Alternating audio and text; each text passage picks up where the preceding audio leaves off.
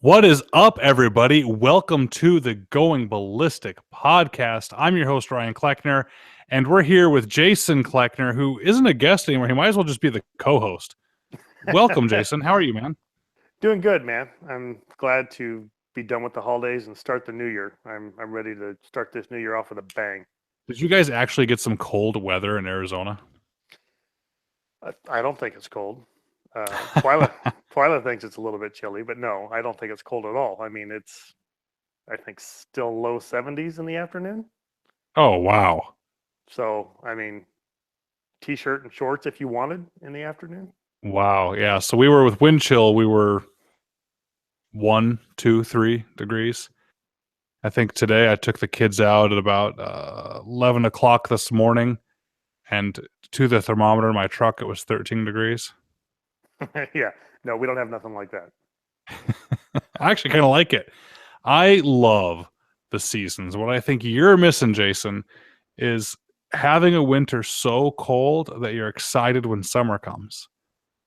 And then a summer so warm that you're excited again when the fall and the winter comes. I don't know. I missed that growing up in Phoenix. Is not having the seasons, just was hot and then less hot. So I don't know, man. Something about the bitterness of the cold is kind of nice. It is nice. Well, I mean, 2 hours away from here, I could be in your weather. Go up to Flagstaff, and it's probably just as cold. Oh, dude, I miss Flagstaff. I still want to live there. I just don't know about the schools there. For everyone listening, Flagstaff is horrible. It sucks. Don't go there. Don't make it all populated. But Too late.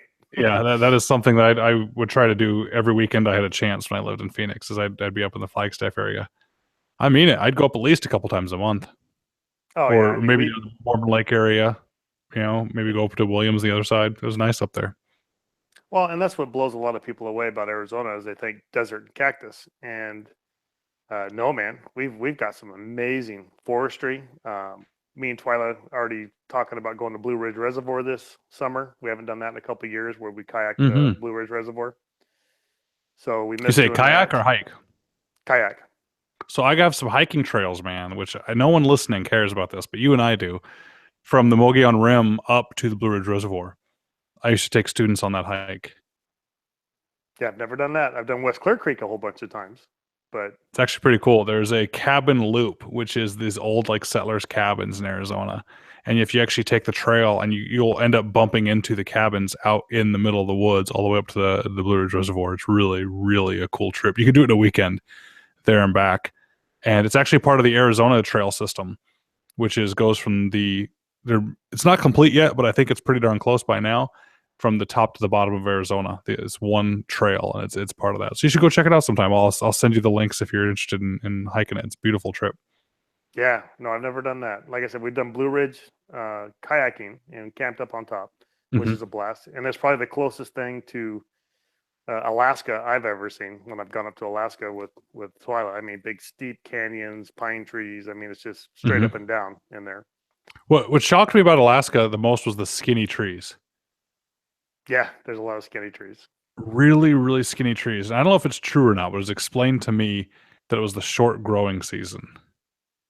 That trees, and again, I don't know if this is true. Somebody in the comments on YouTube correct me, but that trees grow up then out, and they up then out, and the trees there they grow up, and then by the time they get to ready to grow out, the season's over, and so the trees never get a chance to grow out. Made sense. I don't know if it's true or not. I don't know. I have to ask Twyla's dad. He's a logger up there, so he could tell you. So good deal, man. So tell me about your AR. Have you had a chance, even with the holidays, to tinker with it at all? I did. So last time we talked about, I could see where below the feed ramp, there was a little nick where I took a file and actually filed in a groove into the ramp. And I tinkered with it some more this weekend. And even though that might have been an issue, I did notice I was having more issues with the mag, and especially on what would be the ejection side. And if I was behind at the right side of the mag, Yep. um, as I was pulling the bolt back and letting it go, it would go to feed up and actually kick the bullet to the left a little bit, right? Mm-hmm. So the actual little tab that curves like that on the top.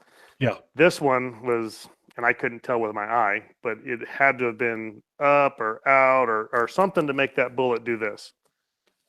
So that obviously seems to be the bigger issue than the feed ramp, um, and why it's doing that. And other than it being a bad mag, or maybe I left the bullets in it for too long of a time and it stretched that side, I don't know exactly. Um, but I haven't ever really had an issue with that in a P mag, and this is a new experience for me with the metal mags. Now these metal mags, of course, I've shot them a bunch of times, What and brand are they? honestly, I don't know. It was a sale that they had at Cabela's, so I bought a bunch of them. How'd that sale work out for you? It's been working great till now. So did you fix it? You say by bending some of the stuff back, or what'd you do? Yeah, well, I attempted to take a pair of pliers and see if that helped it, and that did not help it at Oh all. my So, um, so I actually just took a ball peen hammer and just tapped it one time real hard and gave it a little bend back, and that seems to have fixed the problem on it. But I want to replace it, so I was going to ask you, Jason, can you tap something hard? hard enough or too hard? No, just that's what I'm wondering. You're like, I just tapped it, and then the motion you gave for the people that are watching was matched more with the hard. Yeah, Just a yeah, little well, love tap with a hammer yeah, on my just magazine. yeah, a little left tap, just to Okay. give it a little extra little bump. So I've never been a huge fan of PMags. I've never had one fail on me, but for me, it's always seemed to have been an issue where I've had to really smack the bottom of it real hard to get it to lock up into place. Maybe it's just me. The PMags or the metal mags? The PMags. Well, yeah. So sometimes with the PMags, especially if you have a tight magazine well, the PMags do swell a bit especially when they're loaded with 30 rounds. So the top of the magazine will actually bow out under the pressure. So Makes sometimes sense. that requires you to hammer it in there pretty hard with your hand. Right. So, and for that reason, I never really cared for them, but uh, I don't know a whole lot about mags. I've only shot PMags and these metal mags. So I haven't even researched to see what's out there for mags, who makes mags. Yeah. So I mostly run aluminum magazines, and I'd like to think I'm not old enough to be old school, but I'm getting there. I still think of myself as young, but maybe that's as each birthday I'm starting to realize that's not the case. So I forget if I talked to you guys about going to the Ranger Rendezvous. I'm sorry, not the Ranger Rendezvous, the Ranger Ball in Savannah earlier last year. Did I mention that at all? You may have. Okay. So it was a really cool event. I got to go to it when I was in once, of course. It's just this big formal ball that they have. I think it's every couple years if the deployment schedule allows the time to have it. And it's a cool thing because it's the one chance you get to dress up in your like nice dress uniforms and put on medals and ribbons and all that kind of stuff and bring out your dates and drink an awful lot and just have a really good dinner at a convention center. And it's just a really good time. It's a neat chance to have the youngest ranger get up there and say something, and the commander gets up. It's really good for morale. Well, it's meant just for the rangers, on their dates.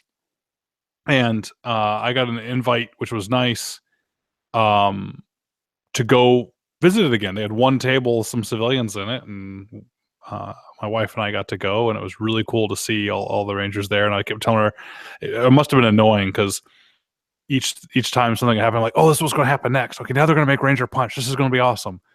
And Ranger Punch is a mixture of just about everything they could find. So what they Ugh. do is they have rangers from each era of American history for rangers get up there, and they say their era and what they were famous for. Then they add something from their era. Now, in my time, they actually dressed up. So you had like a buckskin wearing, pre-Revolutionary War ranger get up there and say, I'm the pre-Revolutionary Ranger, and we used to do this, and we were called, Darby's Rangers or whatever the time period was, and say, so we're adding, moonshine, and they take a mason jar of moonshine and pour it into a big giant silver punch bowl. Then the Revolutionary War Rangers would show up, and then throughout history, each ranger would get up there and make a little 30-second speech, and then add a bottle of whatever liquor was appropriate as the time went on.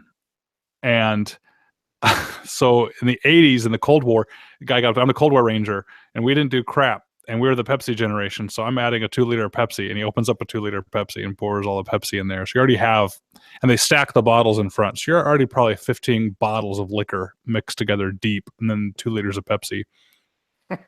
The Desert Storm Ranger gets up there and takes a handful of sand and throws it in there. And I forget if it's before or after that. There's a ranger that does Copenhagen, and so he gets up there and he takes a big old fat lip. Because that's the other thing. I'm sorry, I missed out the most important part. Is they take the bottle and they start chugging for as much as they can possibly stand, and then the rest goes in the punch. So everyone cheers and cheers and cheers as these guys are likely going to the hospital in the next 30 minutes. Because I actually think the night we went there, it was half the bottle of Jack went down. So the guys think they're just chug, chug, chug, chug, chug. And we're cheering and we're cheering and we're cheering and we're thinking, oh God, no, this is a bad idea. We shouldn't be cheering. And then the rest goes spilling into the deal, and everyone goes crazy and they slam the empty bottle down. So the Copenhagen guy puts in a big fat horseshoe dip, Copenhagen, and then dumps the rest of the Copenhagen in. It just makes this nasty swamp water. That's from when the 1st Battalion was formed in Savannah. They add Savannah swamp water out of a canteen cup. So it's pretty disgusting. And then the youngest ranger gets up there and takes a canteen cup, which is kind of like a kidney bean shaped metal cup, right? And he scrapes it in there. So you can hear the sand and everything at the bottom of the big bowl, scrapes up a big cup. And then he and the commander both share it. And so the commander gets up and they take a swig. And so he's supposed to make it look like he takes a bunch, but not have a whole lot in there to not be an absolute jerk. And when we were there, this young guy had a big canteen cup full. And so he and the commander, they're trying to choke this swill down. And the sergeant major got up there and helped him drink. And he's sitting there drinking the sand and the Copenhagen and just some pretty hardcore cool stuff.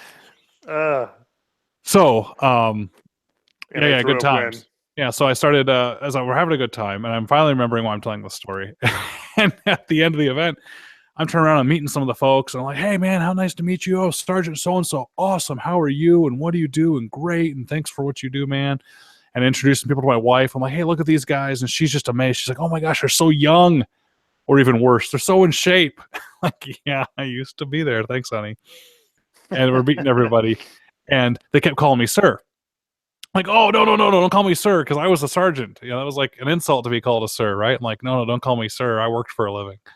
And one of the guys goes, yeah, but we call our elders sir. And I'm like, oh, burn, you're calling your elders sir. I said, no, I'm not that old. He goes, well, when were you in? I said, oh, well, I got out in 2003. He said, yeah, it's sir. Like all the other guys started laughing. Like, what do you mean? And so some of these guys were like 20, right? 20, 21 I was talking to. And so 2003, what was that? 14 years? They were 6 years old. And they're like, buddy, you were here and you were a ranger when we were in elementary school. Like we were in 1st grade. So yeah, we'll call you sir. I'm like, oh my, stabbed me right in the chest and like finally made me really feel like old school. So old school me liked aluminum magazines because that's what I used. And whenever we had a problem with aluminum magazines, we would actually go back to a place on a military base called a CIF, a Central Issue Facility, I think is what it's called. It's where you get all your basic gear. And when you show up to a unit, you go down this huge warehouse, this long counter that wraps on the outside, skirting it. I mean, it's on the inside of the building, but it's the outside perimeter of the warehouse. And you just slide down with shopping carts in these giant bins. And you have this long computer printout. And the people that work at CIF look at the printout and, all right, 1 sleeping bag. And they turn around and grab a sleeping bag and throw it in your bin. And 2 pairs of these boots and 1 pair of this gloves. And you get all your basic issue stuff. And then when you leave the military, you have to go through that same place again. And they inspect and deal with all your stuff as you turn it back in and sign off on it. And they are known as being kind of the most annoying, bad examples of civilian employees in the military. I'm sorry if anyone listening works at CIF, but the stereotype is that they are the most obnoxious people to work with. And we had a deal that the Rangers is whenever we broke anything and you had to go back to CIF, they just gave you a new one. So CIF is where everyone hates you and where nothing is ever clean or clean enough. Yeah, exactly right. That's the standard for CIF. So we had a deal that anything we got broken was replaced immediately.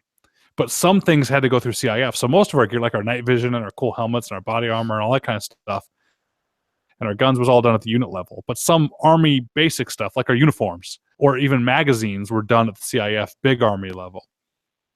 So if your uniform, or we're talking not dress uniforms, but your field uniforms, ever got a rip or a hole in it, you just went to CIF and you gave it to them and they gave you a new uniform. It was like the kind of the Ranger deal. Because we went through uniforms nonstop. You'd rip stuff out in the field. And same thing with magazines. If a magazine was ever broken, they just gave you a new one, no questions asked, except for when they would ask you if the magazine's broken. And so we'd have magazines just like you're describing, Jason, where it just would be feeding like, oh, it's a bad mag. I wouldn't even see it on the feed lips. It's just that is the mag that caused the malfunction. It's a bad mag. And when we'd go to the range, it wasn't uncommon to shoot, I don't know, 1,000 rounds at a time on a square range, just up and down with your AR-15 running the gun. You kind of figured out what mags worked and what ones didn't. So you'd go take it back to CIF, and as Redleg is pointing out in the comments, they'd look at it and be like, it's mag's fine. Nothing's wrong with it. I can't see any damage to it. So we would promptly, this is what every single one of us did. It was hilarious. We would walk out front, put it up against the curb, and pull an American History X on it and curb stomp it and bend the mag in half. And half the time the spring would like go sticking out the front and the fellow would pop out. And you'd walk back in and go, oh, hey, sorry, that other mag wasn't bad enough. Here's another mag I had in my car. This one's bad, right? He'd just give you this look, give you a brand new magazine as we'd taco it in half.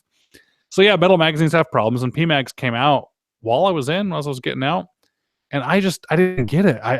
Maybe I am the old guard, like when Glocks came out. Like, I don't want no plastic gun, when really the Glocks are amazing because they're plastic. And everyone said the same kind of thing about the PMags, is they're amazing because they're plastic. And to me, I'm like, I don't know if I want to trust something so crucial. I mean, the key to a good firearm, I mean this, is the magazine. You can have an amazing handgun design from a company. If they put a crappy mag in the gun, it's never going to work right. So the magazine is so important to a semi-auto working. I'm like, why would you go to this plastic piece of junk and the feed lips and this and that? Now, all that being said, I don't hear near the complaints about PMags as I do about metal magazines. I've never heard of someone having the problem you have with a PMag. Right. That's got to mean something. Yeah, and like I said, I've never had an issue with one. We have some. I just, as a, I guess, a nitpicky thing, don't like having to slam it with my hand into the gun. That's my only complaint about it. Which, yeah, I think that actually might be your guns though too, because not all guns are like that. And be careful with the PMag. The PMags will sometimes have a little more room in there, so you can get more than 30 rounds in there. right. So don't put more than 30 rounds in, and that problem will lessen Right. a little bit. It won't be as bad. I've had problems with PMags with actually magazine releases have actually been too sharp in an AR-15. The bolt stock to the rear, and you slam the magazine in, the sharp magazine catch will cut off the stop on the PMag, and it'll shove the PMag up into the chamber. Or not the chamber, but the action. So your bolt releases into the back of the magazine, and then you're fighting to get the magazine out of the gun. So I've seen those things. I'm like, oh, these things are pieces of crap. But you know what? I've had guns that have this similar problem to you. I mentioned last podcast how I had the star chamber, the top of it, how it kind of curved in a little too much and it was pinching. Well, that was the problem. That was wrong, but it was exacerbated by the magazines I was using. And once I was actually at a 3-gun match when it started happening a lot. They threw me a couple PMags. They worked perfect. They just worked. And so I kind of can't fault the PMags. And there's another beauty of them is that they don't really dent. If they do get bent or torqued or something like that, they kind of bend back. That's the beauty of the polymer, I guess. Right. And yeah, it could be my guns. I mean, the well mags are all EDM machined out, so they're tight. I mean, everything fits nice and snug. That might be too tight. Yeah, that's the point. So someone mentioned in the comments, JTOMMR said he's had great luck with Brownells magazines. Man, I love Brownells. I like Pete Brownell. I love almost everything that the company does except those magazines. I ended up getting a couple cases of them. So right when the big bans were coming in Connecticut, when I was still living there, and we had the assault weapons magazine bans, we weren't going to be able to buy any more magazines. So you had to have like whatever mags you were going to own, you had to own by a certain date, or you were done in Connecticut. We called up Brownells and we're like, hey guys, hook us up. And so sure enough, at the offices, just cases and cases of Brownells magazines showed up for us to hook us up. And I've had nothing but problems with those. So I don't know if we got a bad batch. I don't know if they just grabbed us whatever was available and didn't go through inspection or not. But similar to what you're talking about, Jason, I've even seen, just as your hand feeding, weird cattywampus rounds kicking up and out of the magazines. The Brownells magazines, they've just been bad for me. Have you ever tried them, Jason? No, I've not shot a Brownells. So you said I've never shot an aluminum mag either, though. So what aluminum mags do you So then like? how do you know that a PMag bothers you? Or what are you shooting now? The P mags are plastic. Yeah, but what magazines are you shooting now that aren't PMags? Oh, they're steel. They're not aluminum. Are you sure they're steel? Yeah, they said steel on the package when I bought it. I guess that might be steel. Yeah, most metal magazines are aluminum. It's rare to have a steel AR-15 magazine. Very rare. Really? Yes. I'm pretty certain they're steel.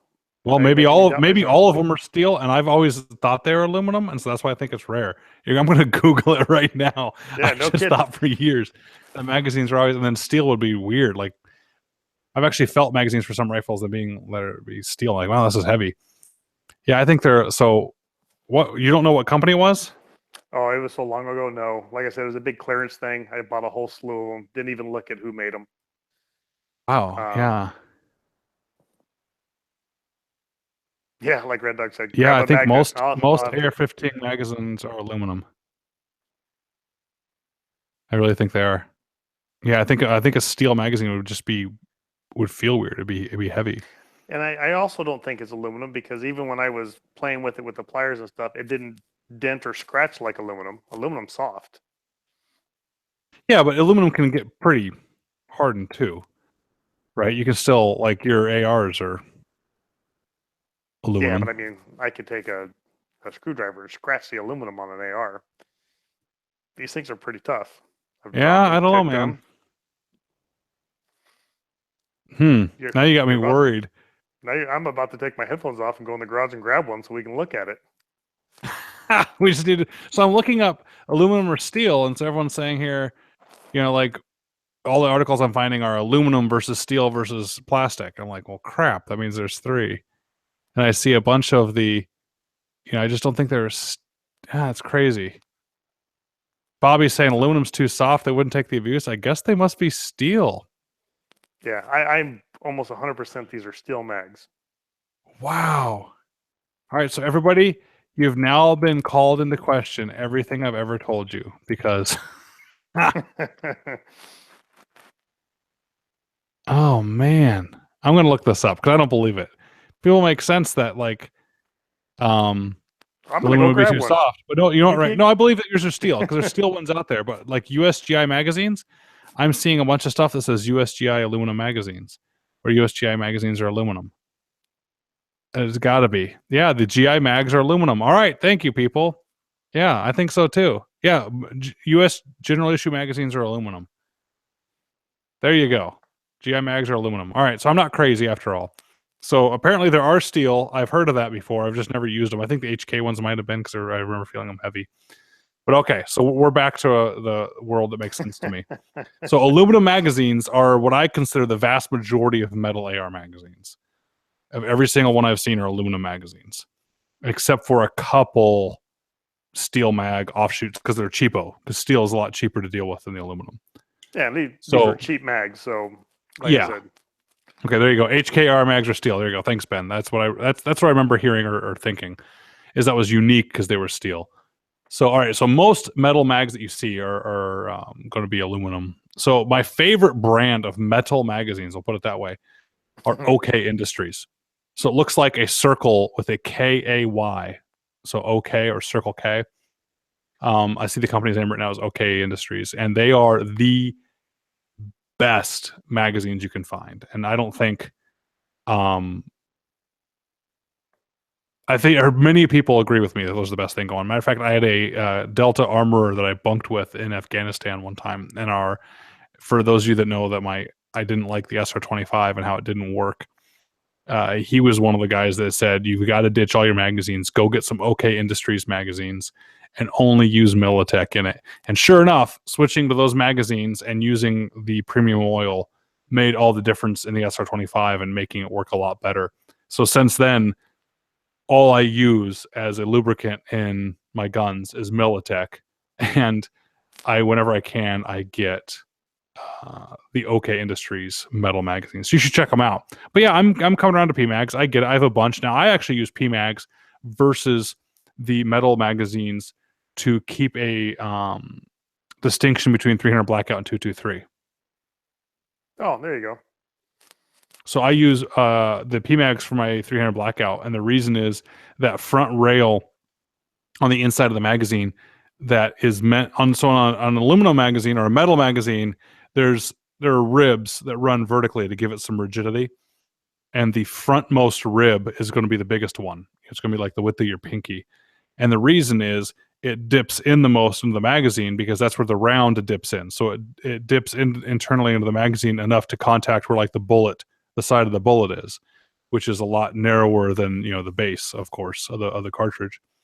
The problem is with 300 blackout, the bullet's a lot fatter. So when it touches that rail, it kind of makes the rounds push into each other too much and crisscross within the magazine and can cause problems. Right. So I take the PMags and I'll take a file and I'll file down that plastic rib in the PMags so it's almost a parallel surface inside, and it just works way better with the 300 blackout. So if I had to pick one or the other, I did that because you guys need to know this if I haven't mentioned it yet. You have to keep your 300 blackout ammo away from your AR-15. If you put 300 blackout ammo, a magazine with 300 blackout cartridges in it, in an AR-15, you seriously run the risk of blowing up your gun. I was contacted when I was at Remington by a good friend of mine with pictures on his phone that said, "Dude, look at this. We got a problem. This was caused by 300 blackout." I'm like, "What? What are you talking about?" And he said, "Someone put 300 blackout in a 223 and the gun exploded. I mean, the upper receiver was in 2 or 3 pieces. The lower was in a couple pieces. I mean, it exploded like a grenade in the guy's hand. Barrel was all blown open." I said, "Are you sure that's what happened?" And then he took another picture showing me the head stamp on the brass that still said 300 blackout. It's like, there's no way that would happen. You couldn't chamber it. Because the bullet is so much bigger, there's no way it would actually chamber and lock up. And so I went and talked to people about it, and sure enough, a couple weeks later, he sent me another picture saying gun number 2. It happened a second time. And so he had banned 300 blackout completely from his range because it was too easy during a course for someone to bend down and pick up a magazine thinking it was theirs with somebody else's that was 300 blackout, shove it in the gun, put the bolt home. And we still thought it was impossible until we tested it. And sure enough, not every round, but it can happen when you slam the bolt home. The bullet in the 300 blackout actually pushes back into the case because the chamber's too tight. So it allows it to push back into the case. And we did it, and the bolt's now closed. We're looking at the gun, and we're like, everyone around was going, "Oh crap, we now have a grenade in our hands," because it just chambered. Like, don't pull the trigger, don't pull the trigger, and then having to like clear it out.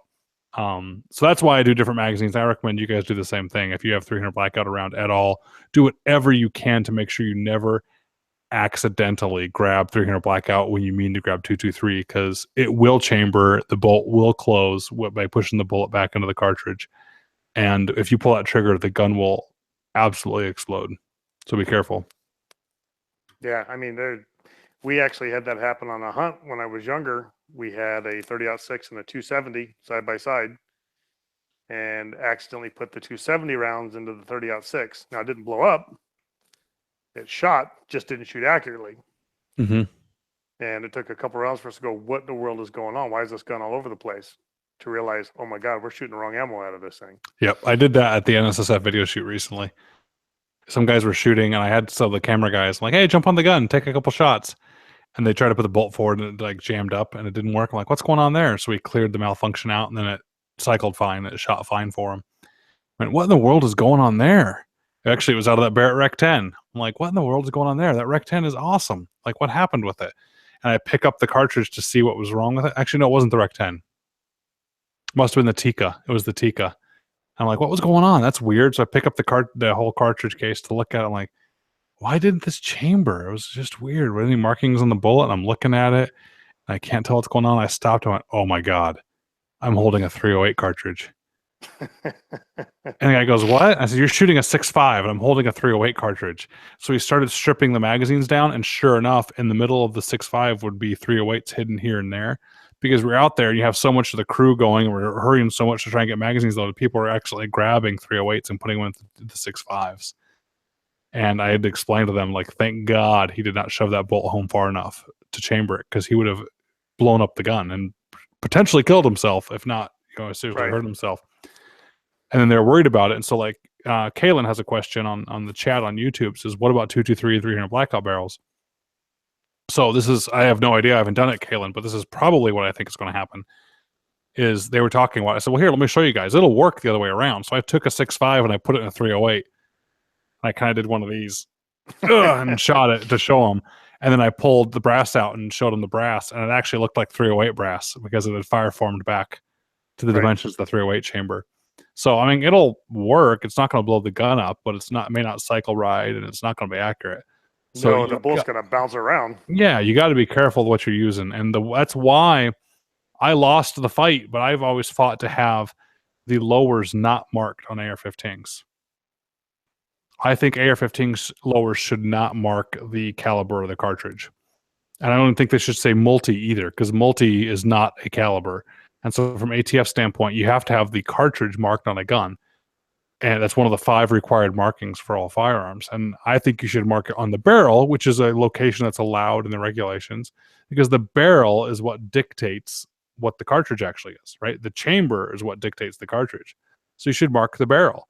And instead of putting, I don't know, 300 blackout on a lower, because you put 300 blackout on a lower and you build it, Jason, because I know you and I like tinkering into a 223, sell to the gun show, and some guy doesn't know that it's a 223, he just reads 300 blackout.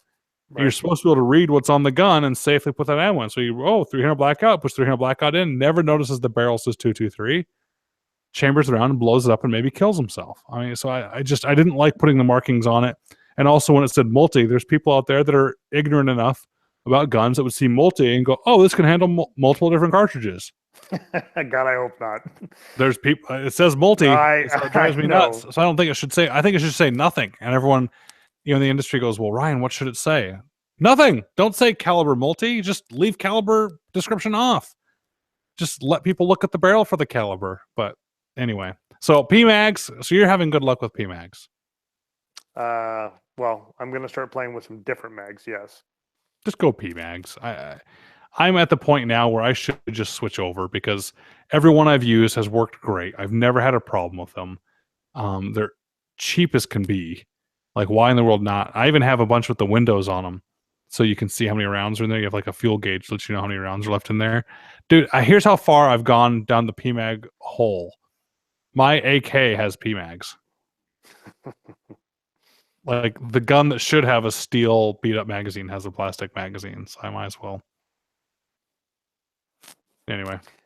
Well, I'm definitely going to give it a run and see what happens. And the other issue, somebody mentioned it in the comments earlier, is it could be the fact that it's 30-round mags. I mean, there's a lot of pressure on that spring when there's 30 rounds. I've never had an issue with a 10 round. They were saying they've never had an issue with a 20 round.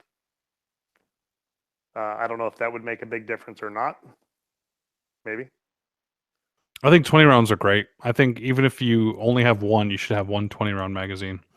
Just make it so much easier to shoot in the prone with your AR. It's actually easier if you're going to keep an AR like as a truck gun or in a gun case. The 20-round magazine just fits better. They're handy to have. I love my 10-round mags. I really love them.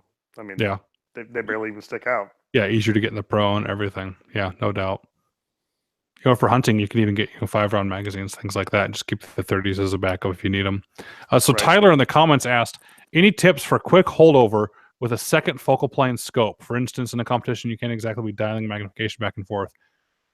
Well, Tyler, the one way you can do it is you can just look at the target and know the size, right? So you can start learning your holdovers by saying, I know at 500 yards, I need to hold 60 inches over. And I know I'm shooting at these 1 meter tall targets and just assume they're 30-inch targets. So I'll imagine what 2 target heights look like and hold that over. That's really hard to do, though. The other thing is do something like Vortex. I know you guys know I'm a Vortex nut. And believe it or not, no, I don't get paid by Vortex. But they have some cool math already done on their turrets. So like even the Viper PST models, they're kind of what I'd consider entry-level tactical scopes. They have the math done that if you turn to a certain magnification, they have a marking on the dial that tells you what magnification to get to, where the markings in the reticle are exactly double or exactly 4 times the amount they should be, because they've done the math for you on the subtensions. That's kind of cool. So that's another way is to do that, learn that, or just learn what the max and minimum is. So learn what your holdovers are at max power and then turn it to low power and do the conversions yourself. Because if you are at a shooting competition, there's a good chance you're going to be either one or the other. And if you're not, you can quickly go to one or the other and still get whatever you're trying to do done. So I hope that helps. So Jason, we talked about last time the Ruger pistol caliber carbine, and that I said I had a good feeling that Ruger was going to be announcing that the next day. They Right. did. They did. And I want one still. That thing is awesome. It looks like a little bit of a delayed blowback. Like it has a little bit of an inertia type weight in there, I think, which is even better than straight blowback. Man, that just thing looks cool. Have you seen it at all yet? Oh yeah, no, I've looked at it online, and I would love to have one too. I was talking with Twyla today. We got to actually go out and take the Yamaha Rhino out and go trucking through the desert for about 3 hours a day. And The I always have, Yamaha Rhino. yeah. The Going Ballistic podcast brought to you by Yamaha. So we were out trucking around, and she wanted to shoot her little 380 concealed gun, so we shot that a little bit. I always have my Glock 19 on me, so Twyla has a 380. Mm-hmm. She's Wow. got her little LCP when they were on sale for a little purse gun. Jason, I love you, man, but I expected you might have an LCP and she would carry a 454 Casull or something like that. Yeah, no. I offered her the Glock 43, but she likes her little LCP, man. She thinks it's cool, and she shot really good with it today. She was really impressive with it. That's awesome. Yeah. So, but back to your Ruger. Yeah, I would love to buy one and just leave it in the Rhino because I always have my Glock and my mags. Oh, dude, it's just having the Glock magazine capability is so. I'd leave the iron sights on it too. I don't want an optic on it. I'm going to snag one and just leave the iron sights because I think that'd be just so cool to have. I mean, you're shooting 9mm anyway. Who cares about an optic? Right. In my opinion. Something about the simplicity of it would be nice. Yeah, you just leave it in there. Have a bunch of 33 round magazines. And now it's like the old cowboy days, right? The same cartridge for your rifle and your handgun. Oh, yeah. Why not, right? Yeah. So anyway, anyways. And I love that it comes apart. Like I have a little AR-7 22, which is a little survival gun that if you guys have never seen one, everything fits in the stock. It's a plastic stock, the barrel, the receiver, the clip, the mag, all fits in there, and you throw it in your backpack. Had it for years. I love it. So I like the concept of that. Right. So people are already asking what I was going to get to next. So Gun Totin Minnesotan already asked, and Redleg's asking also about what I think about the Ruger Precision 22. So I was going to bring that up as the segue. Is they came out with another announcement. They surprised me on that one. They have in the form and model of the Ruger Precision rifle. You're familiar with that, right, Jason? No, I don't think I've seen the Ruger Precision rifle. I've only done 1022 and. No, before the 22. So the Ruger Precision rifle has kind of taken the precision rifle world by storm. It is the your budget 6.5 Creedmoor. Yeah, I've shot one. Or they have a 308 or whatever. Yeah. Well, so that Ruger Precision rifle, they now have a 22 one. So I think that is genius. It is more examples of Ruger knocking it out of the park of listening to what consumers want and actually developing new and good products. So it is a 22 long rifle. It takes 10-22 magazines, but it's a bolt action 22. Looks like a Ruger Precision rifle. Similar fore-end. The chassis is a little different in the back because it does need to be the full chassis, but it still has the adjustable comb, adjustable length of pull, everything. So when you're on it, it feels like the exact same gun. So it's a perfect trainer rifle. They even have a switch on it, apparently. You can flick a lever that makes the bolt travel the full length of the rifle bolt. So it's not just the tiny little throw of like a 22. So you can train with it. Dude, they're genius to put that out. And I want one bad. Yes, Red Lake, unlike Springfield, and unfortunately one other big dynasty company have just fallen to the bottom of the barrel when it comes to innovation. Yeah, Springfield, it's so sad. They've just given up. They just come out with a different colored gun and then call it a new model. It's really sad. And I don't think the gun community is ready to forgive them for what they did in Illinois. They did a bad thing when they turned their backs on FFLs and the firearms industry and backed some anti-gun legislation in exchange for it benefiting them and their company personally. And then when they got caught doing it, they said they never knew that it happened. But I'm skeptical because they and their lobbyists were the ones that were pushing the bill the most and said they didn't know. So anyway, so Springfield, I think they're in trouble. And Ruger, which I always thought was kind of like, oh, Ruger, yeah, you get a Ruger 22, but that's it. Holy smokes, man. I want one of those Ruger precision rifles in 22 and I want one of those Ruger pistol carbines. You gotta check them out, man. It just looks like a fun way to do it. So, Glock also came out with something new. Did you see that, Jason? No, I did not see anything new by Glock. So Glock is releasing their handgun that lost the modular handgun competition for the Army, minus the safety. So they're calling it the 19X. Oh yeah, one last thing. Gun Tote Minnesota brought up. Yeah, they put a 30-minute of angle rail on the Ruger 22. That's another thing where I'm just like, holy crap, good thinking, Ruger. Because the problem with the 22 is you can't shoot distance because you'll never get enough elevation in your scope. So they sell the thing with a 30-minute rail on it. So already you're going to be able to get tons of elevation out of a 22. I would imagine you'll get 300 yards out of a average 22 scope with that 30-minute rail on top. Just good thinking by Ruger. Yeah, so Glock came out with this, what they submitted for the MHS proposal, minus the thumb safety. And they're calling it the 19X, the G19X. And so what it is it's essentially a Glock 19 top on a Glock 17 bottom. So it's the full-size grip with a short top. And the very first thing I thought when I saw it was, sweet, that's cool. I kind of like the nimbleness of like a full grip, but a shorter top. And then I stopped for a second and went, wait, no, that's backwards. What are they thinking? My problem is, it does nothing to me that a Glock 19 doesn't do. So, I mean, I know you haven't seen it, Jason, but just picture that. A full-size 17 lower with a short 19 top on it. Does that do anything for you? Do you want one of those? No, it doesn't strike any interest in me. I mean, it's like, well, for concealed carry, you want the grip to be shorter.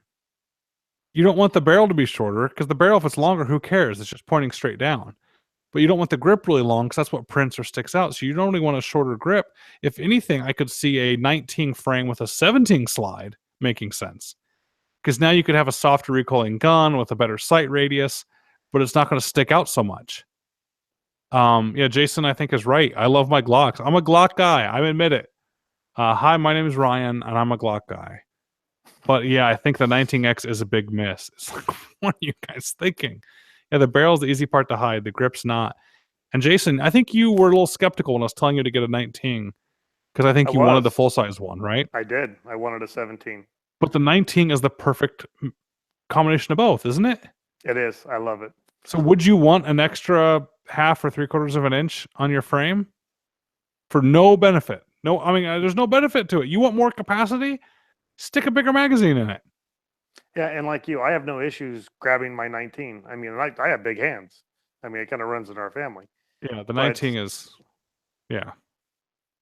I don't get it. The 19 is perfect. So to come out with a 19 that's dedicated with a longer grip, and you can't go shorter. Or at least you, Jason, if you want a 17 magazine in your 19, you just put it in. Right. It's that simple. So making it dedicated, I don't know, I don't get it. It was just weird to me. So it's cool. It's something different, but to come out with it as a revolutionary new model, that's weird to me. I just don't get it. Now, Glock, come out with one that you can change the parts on. Now you've hit a home run because you can't do that. The ankles on the barrels of a 17 are different than on a 19. So you can't just interchange parts. The lockup and everything won't work. But if they actually came out with a gun that said, you buy it and you can swap out the 26, 19, or 17 lowers or uppers and they all work together, that would be something I'd buy. Because then I could run a 17 lower just for fun for a week, and then I could switch it back to the 19 lower. Or I could put a 26 lower on it. Or I could make the slide a 17 on a 26. You know, if you could do all that interchanging, okay, now you got something. But I think they went the wrong direction. And they're calling it a new product and like this big new release, and it's the most revolutionary thing ever. And yeah, again, coming from a Glock guy, I just think it is. It's a big miss. It's sad to see that's their big release. A lot of guys in the comments are asking if I still have my P10C from CZ. I do, and I still love it. I absolutely love that gun. I reach for that CZ P10C now more than anything else, for carry, for going out into the field, for everything. I actually took some of the employees from Rocket FFL shooting, Just we did a range day a week or two ago, and I brought out my custom P80 Glock that I made, and a Glock and a CZ P10, and the P10 was the favorite. I actually had one of the guys wanting to buy some guns after that, wanting to really get into guns. I said, "Oh, cool. Which one do you want? And we can get you a Glock 19. We can get you whatever." And he flat out said, "No way. That CZ had the best trigger and was the most fun to shoot and most accurate by far. I want one of those." I'm like, yeah, I agree with you, man. It really is better. So he's starting off. So he's doing it, which is cool. That's awesome. Now, was that Yeah. his first time into guns, or? It was his first time shooting. Wow. And he's also, but he's kind of, he might be, we might have to not count his opinion, even though I agree with it, you guys may not, is that he loves the Tavor too. So he's all about the Tavor. So I ended up ordering him a Tavor and a CZ P10 for him because he liked them. So yeah, that CZ is freaking awesome. I have yet to have it malfunction. I've yet to have a problem with it. And it is. It's when, especially with new shooters, we were shooting plate racks and dueling trees. And when I'd have some of the employees like shooting against each other just for fun, they would fight over who got the P10. And the CZ P10 was by far the cheapest gun out there. So now you're being asked if yeah. you've ever shot a VP9SK. Shot a VP9, not a VP9 SK. I really like the VP9. I think it's a really, really good gun. I like the trigger. Everything's great about it. If my wife is an M&P shooter, which it just hurts my soul a little bit. She likes the M&Ps. If I could get over to the VP9s, I probably would. I might just actually buy her a VP9 or two just so she can get over to them. But HK VP9s, I think, are great, great guns. HK is a great company. And as far as I'm concerned, they don't put out anything bad. And they are on the cutting edge of just about everything. I mean, they were the first striker-fired commercial guns. They were the first everything. Probably my favorite handgun, not to carry every day, but just favorite to have, is my HK P7. So HK is cool. Very nice. So I was going to ask, as far as the new year starting and everything, and I actually haven't looked. Is there any new news on the whole Hearing Protection Act thing? No. None. Not that I know of. Mm-mm. Okay. Hydrolife is asking if I shot the CZ Shadow 2. No, and I was so excited about it because I love CZ75s. That Shadow 2 is coming out. I was just like jonesing for it to come out. And I went and picked one up and went, nope, and I put it right back down. It just, I like the feel of the SPO1, which is kind of the newer model. Now it's the middle model of the CZ75. So much better. And I actually looked at the CZ guy and I said, you guys realize you went the wrong direction with this one, right? He laughed. He goes, yeah, everyone hates the feel of it. I said, yeah, I'm not getting this. No, thank you. I will take a CZ75 / SPO1 model over one of these. He goes, yeah, I don't blame you. Get one of those. So the CZ Shadow 2, the marketing was awesome. Everything was, I was super excited about it. And just, I could tell from picking up the Shadow 2 that it wasn't going to be for me. Might be for you, Hydrolife. It just, for me, it was not my cup of tea. Oh, here's my favorite question right here, because we've already had this discussion on the FN57. Oh, best possible gun and cartridge ever. Okay, I'm kidding. I'm teaching my kids not jokes right now. So that was a not joke, Jason. I'm sorry. Now, see, best possible gun and cartridge ever. Not. I've never shot I don't know. but I like the novelty of it, and I don't know why. I've never shot one, so I can't say that I like the novelty of it too, because it's counterculture. It's a little different. I don't get it. And it's expensive. That's a pricey gun. Yeah, it doesn't feel like a pricey gun. It feels like a Caltech. It's hard to find ammo for it. I mean, you want something powerful? Take an AR. You want a small bullet that goes fast? An AR-15 does great. Actually, one of my favorite rounds I ever shot that was in a 1911 frame is a 38 Super. And I always said I would get another one sometime down the road.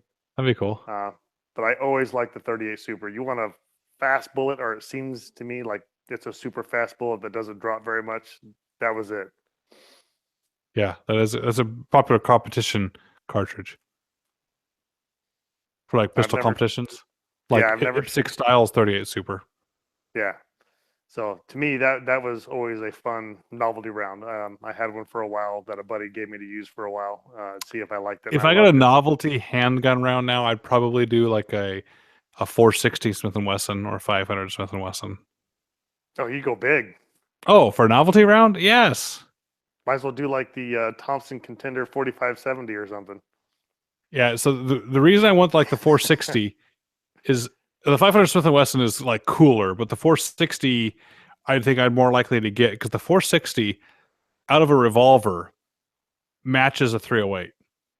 So the energy and the bullet and the everything coming out of the end of a revolver is the same as a 308, which means if you could like freeze time and see these two bullets flying through the air, you wouldn't know whether one was fired from a 308 rifle or a 460 handgun. So if you want to go hunting, whatever you can hunt with a 308, you can hunt with a 460 revolver. That's how powerful that handgun cartridge is. And you can throw 45 long Colts in it if you want to just plink with something soft shooting. So I don't know. I think 460 would be kind of cool. I've shot about 100 rounds of 500 Smith & Wesson in one sitting on Top Shot, and I had enough of that cartridge. Hurricane's asking me, did I run Kim's games in Sodic? Well, I did. We also ran Kim's games just in the sniper section or back at the unit all the time. Kim's games are memory games where you would look at things for a certain amount of time and then go do something else and come back and try and remember it. You know, you'd take like a poncho and put it over 10 random items, Jason. You'd flip the poncho over and I'd let you stare at it for 10 seconds, throw the poncho back, and then we'd go to breakfast and come back from breakfast and I'd ask you to name all 10 things or what was the thing above the earplugs or stuff like that.